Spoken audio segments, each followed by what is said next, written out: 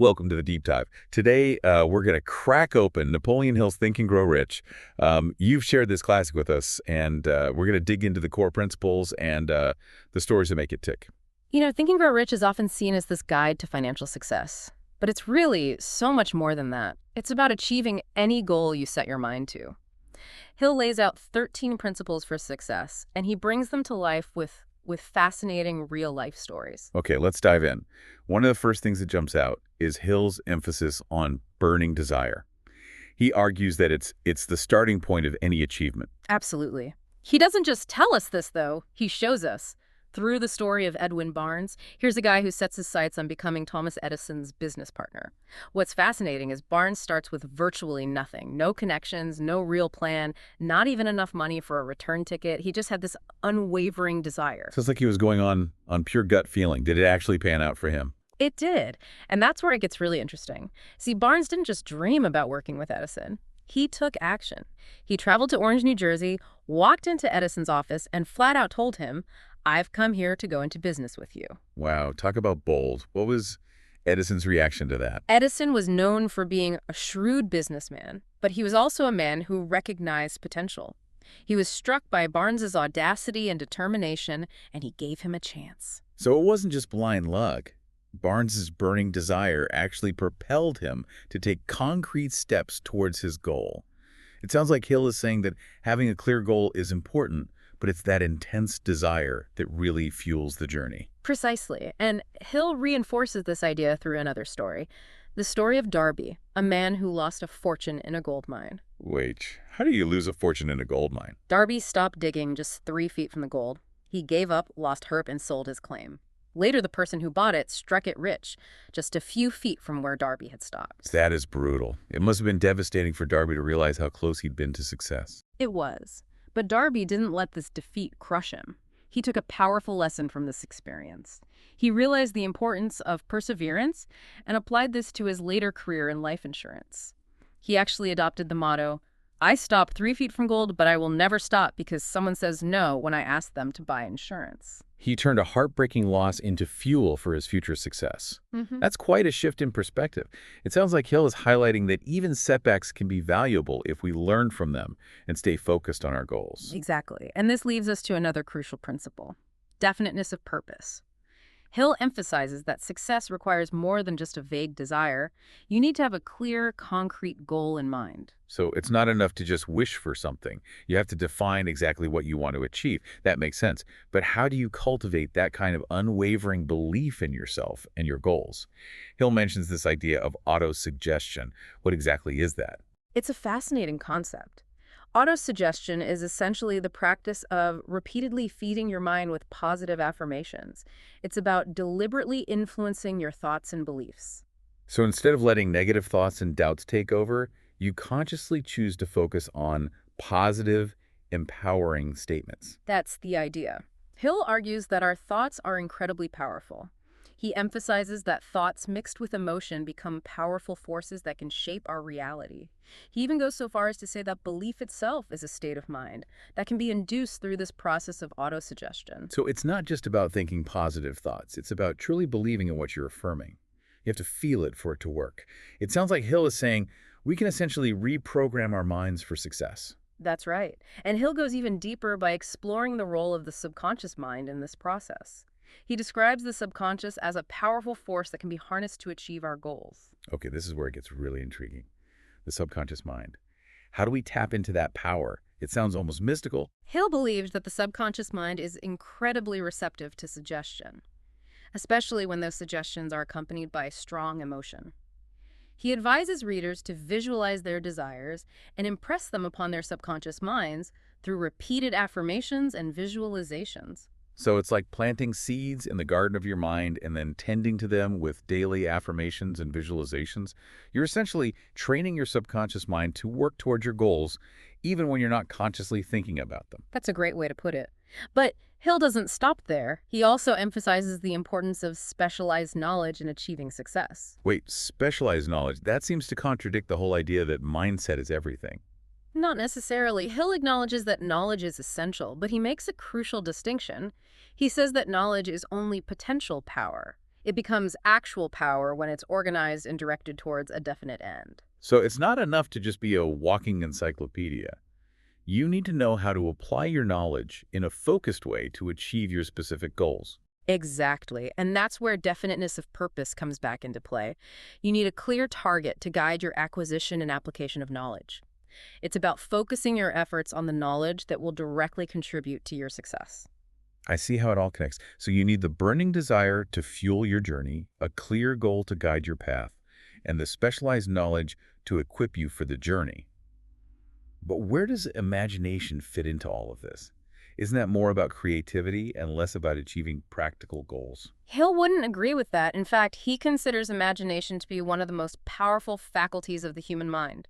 He differentiates between two types of imagination: synthetic imagination, which rearranges existing concepts, and creative imagination, which brings entirely new concepts into being. So synthetic imagination is like taking existing pieces and putting them together in a new way, while creative imagination is about coming up with something entirely new. That's a good way to think about it. And Hill encourages readers to cultivate both types of imagination. He believes that imagination is the workshop of the mind, where thoughts are transformed into plans and actions. Okay, that's pretty powerful. It sounds like imagination is the bridge between our desires and their physical manifestation. But Hill also dives into this somewhat mysterious concept he calls the sixth sense. What exactly is that? It sounds a little spooky. It's not about the supernatural. Hill describes the sixth sense as a sort of guardian angel that warns us of impending dangers and reveals opportunities. It's like a heightened awareness of the possibilities and pitfalls that surround us. So it's like a highly developed intuition that helps us navigate toward success. Do you think everyone has this sixth sense? Hill suggests that this faculty becomes available after one has mastered the other 12 principles of success and achieved a state of harmony with what he calls infinite intelligence. Infinite intelligence. What exactly does he mean by that? It's a rather complex concept. But essentially, Hill believed in a universal power, a source of infinite wisdom and creativity. He believed that by aligning our conscious and subconscious minds with this power, we can tap into its guidance and inspiration. So the sixth sense is like an intuitive connection to this higher intelligence. That's a fascinating concept, but perhaps even more controversial is Hill's idea of sex transmutation. That's a pretty bold topic for a self-help book. It is, and it's important to understand what Hill meant by this. He wasn't advocating for celibacy or repression. He was suggesting that the powerful energy associated with sexual desire can be channeled and redirected towards other goals and aspirations. So it's not about denying or suppressing those desires, it's about transforming that energy into something productive. I can see how that could be a powerful concept, but it also seems like it would be easy to misinterpret. Absolutely. And Hill was careful to emphasize that this transmutation should be done ethically and responsibly. His point was that this powerful energy, when harnessed effectively, can enhance our creativity, our focus, and our determination. It can fuel our pursuits in other areas of life. It's fascinating how all these principles are interconnected. You have the burning desire, the definiteness of purpose, the belief, the subconscious mind, imagination, the sixth sense, and even sex transmutation. They all seem to build upon each other. That's one of the things that makes Think and Grow Rich so compelling. It's a holistic philosophy of success. It's not just about one thing. It's about aligning all these different elements to achieve our goals. This has been an incredible deep dive so far. It's already clear why Think and Grow Rich has had such a lasting impact. But we've only just scratched the surface. There are so many more fascinating insights to uncover. There are. Hill goes on to explore principles like organized planning, decision-making, persistence, and the power of surrounding yourself with the right people. This deep dive is definitely one I don't want to end, but we're going to have to stop here for now. We'll be back with part 2 to delve into those other fascinating principles. Welcome back to our deep dive into Think and Grow Rich. It's amazing to think that a book written back in 1937 can still feel so relevant today. Hill tapped into something truly timeless with these principles. He understood the power of the human mind in a way that few others did. Okay, so last time we were talking about sex transmutation, which is definitely a thought-provoking concept, but I'm curious to hear more about Hill's thoughts on organized planning. He seems to place a lot of emphasis on having a concrete plan. Right. He makes it clear that a burning desire and a clear purpose are essential starting points, but they're not enough on their own. To bridge the gap between desire and reality, you need a well-defined plan. So it's not just about dreaming big, it's about mapping out the steps to get there. Exactly. Hill actually outlines a 6-step process for organized planning. It all starts with fixing in your mind a clear picture of what you want. Okay, so crystallizing your goals, Mm-hmm. making them as vivid and tangible as possible. Precisely.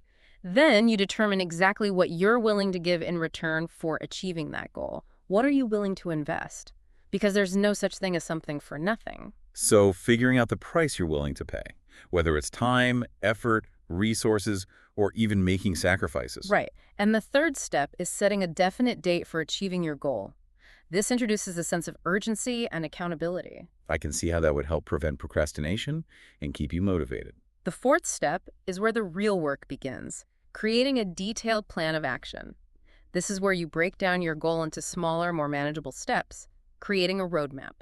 So instead of feeling overwhelmed by the enormity of the goal, you focus on taking those consistent, achievable steps, one at a time. Exactly. Hill's fifth step is interesting. He advises writing out a clear, concise statement of your plan, almost like a personal manifesto. I like that. Putting it in writing makes it more real, more concrete. And the final step might surprise you.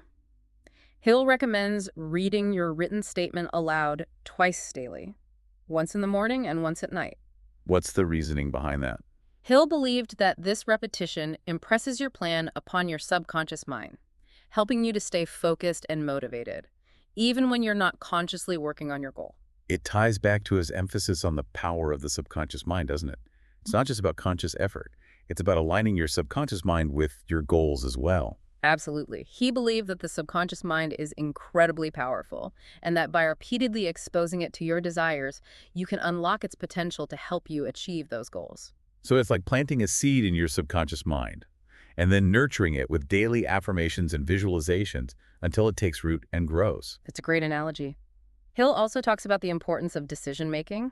He sees indecision as a major obstacle to success. I think we've all experienced that feeling of being paralyzed by too many options or second-guessing ourselves. Hill's advice is to develop the habit of making decisions promptly and definitely, and then sticking to those decisions unless there's a compelling reason to change course. It's about trusting your gut and taking action. Right. He also devotes a whole chapter to discussing the 6 basic fears that hold people back. Yes. Fear of poverty, criticism, ill health, loss of love, old age, and death. He paints a pretty bleak picture, doesn't he? He does.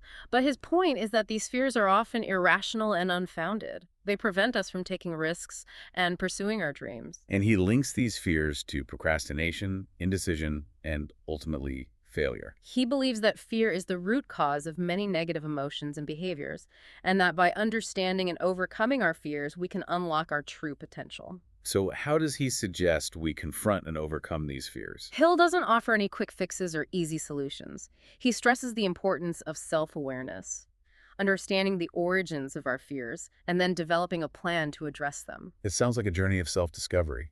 It is. And he once again emphasizes the power of autosuggestion in this process. Using affirmations to replace fear with courage and confidence. Exactly. By repeatedly feeding our minds with positive statements, we can gradually shift our beliefs and overcome those deeply ingrained fears. It's about retraining our thought patterns. Right. And in addition to conquering fear, Hill emphasizes the importance of surrounding yourself with the right people. This is where his principle of the mastermind comes into play. Ah, yes. The mastermind. This is one of the principles that really stood out to me. It's a powerful concept. Hill believed that by forming a group of like-minded individuals who share a common purpose and commitment to success, you can create a synergistic force that amplifies your individual abilities. So it's like the whole is greater than the sum of its parts. Each individual contributes their unique strengths and perspectives. Precisely. The mastermind principle is all about leveraging the collective wisdom, experience, and support of a group to achieve goals that might be difficult or impossible to attain alone. It's about collaboration and mutual support. Right. But it's not just about forming any random group.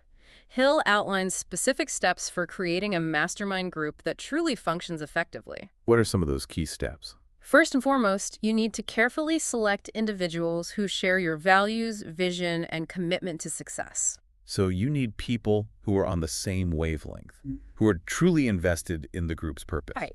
It's also essential to establish clear goals and expectations for the group and create a structure for regular meetings and communication. It sounds like it takes a lot of effort and commitment to make a mastermind group work effectively. It does. But Hill believed that the rewards far outweigh the investment. He saw the mastermind principle as a key ingredient in the success of many great leaders and entrepreneurs. It's interesting how he ties the mastermind principle to his concept of infinite intelligence, that universal source of wisdom and creativity. He believed that by collaborating with others in a spirit of harmony and shared purpose, you can tap into a higher power that transcends individual limitations. So it's not just about brainstorming and sharing ideas, it's about accessing a deeper well of knowledge and inspiration. Exactly. Hill believed that the mastermind principle can unlock creative potential, enhance decision-making, and provide a powerful support system for overcoming challenges. It's fascinating how Hill combines these seemingly disparate elements, like positive thinking, organized planning, and collaboration with others into a comprehensive philosophy of success. He believed that these principles work synergistically, reinforcing and amplifying each other, and that by applying them consistently, you can achieve extraordinary results. Well, I'm definitely feeling inspired to put these principles into practice in my own life. Me too. And there's still more to explore. Hill goes on to discuss the importance of persistence, faith, and the power of the subconscious mind. This deep dive just keeps getting deeper. Let's take a quick break and come back to uncover even more wisdom from Think and Grow Rich. We're back and ready to wrap up our deep dive into Think and Grow Rich. It's been quite a journey exploring Hill's principles. It really has. Yeah. You know, one theme that keeps coming up is the importance of persistence. Hill seems to see it as absolutely essential for turning dreams into reality. He does. He argues that most people give up just when they're on the verge of a breakthrough. He shares countless stories of individuals who achieved incredible success because they refused to quit. It's like Darby in the gold mine, right? If he just Yep. kept digging a little bit longer. Exactly. Darby's story is a perfect illustration of how persistence can turn failure into triumph. He could have easily been consumed by regret, but instead he learned from his mistake and applied that lesson to his later endeavors. So persistence isn't just about trying hard. It's about maintaining that unwavering belief in your vision, even when you face setbacks and challenges. Precisely. Hill believed that persistence is a state of mind that can be cultivated. It requires definiteness of purpose, a clear vision of what you want, and the willingness to overcome any obstacle that stands in your way. Hill also talks about the importance of faith. How does that tie into persistence? He saw faith as a crucial ingredient in achieving any worthwhile goal. He defined faith as the visualization of and belief in the attainment of a desire. So it's not just about religious belief. It's about having that deep conviction that your dreams can become reality. Exactly. It's that unwavering belief in your vision that allows you to keep going even when things get tough. Hill believed that faith is a powerful force, giving you the strength to persevere through adversity and the confidence to take risks. But he also acknowledges that faith is something that needs to be cultivated and strengthened, right? It's not just something you either have or you don't. You're right. He suggests using tools like autosuggestion, affirmations, and visualization to build your faith and reinforce your belief in yourself and your goals. It's amazing how these principles all intertwine and support each other. Persistence, faith, autosuggestion. They all contribute to building that unshakable belief that you can succeed. And let's not forget the power of the subconscious mind in this process. Hill argued that the subconscious mind is like a fertile garden, ready to receive the seeds of our desires. But those seeds can be either positive or negative, right? It depends on what we're feeding our minds. That's right. Hill emphasized the importance of protecting our subconscious minds from negative thoughts and beliefs, which can sabotage our efforts. He believed that we can create a fertile environment for our dreams to take root and flourish by consciously choosing to focus on positive thoughts and beliefs. It sounds like Think and Grow Rich is really a guide to mastering your own mind. It's about understanding the incredible power of your thoughts and beliefs and learning how to harness that power to achieve your goals. That's a great way to put it. Hill believed that true success starts from within. It begins with a clear vision, an unwavering belief, and the persistent effort to make that vision a reality. This has been such an incredible deep dive. Think and Grow Rich is filled with so much wisdom and practical advice. I feel like I've gained a whole new perspective on achieving success. It's a book that truly stands the test of time. Each time you read it, you discover new insights and find renewed inspiration to pursue your dreams. Well, if there's one key takeaway I'd love for our listeners to remember, it's that success is not about luck or circumstance. It's about cultivating the right mindset and persistently applying the principles Hill outlines in this remarkable book. He empowers us to take control of our own destinies and create the lives we desire. Beautifully said. Remember, your thoughts are powerful, so choose them wisely. And never underestimate your ability to achieve anything you set your mind to. Thanks for joining us on this deep dive into Think and Grow Rich. We'll be back soon with another fascinating exploration, helping you expand your knowledge and unlock your potential. Until then, keep thinking, keep growing, and keep reaching for your dreams.